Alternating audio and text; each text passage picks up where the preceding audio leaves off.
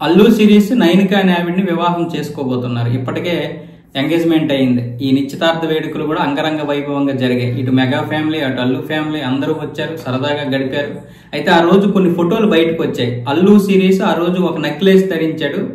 ఆ రోజు వీడియోలు కూడా కనిపించింది. ఆ ఫోటో చూడండి ఎలా ఉంది.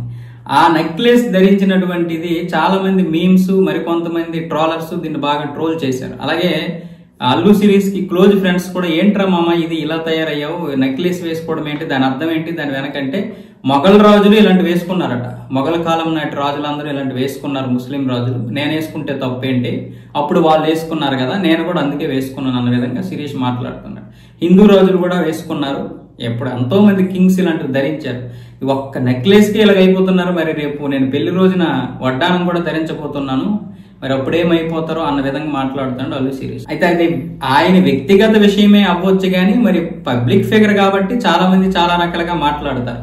అలాగే అది ఆయనకి కూడా సూట్ అవ్వలేదు అది, ఆ నెక్లెస్ చూశారు కదా నెక్లెస్.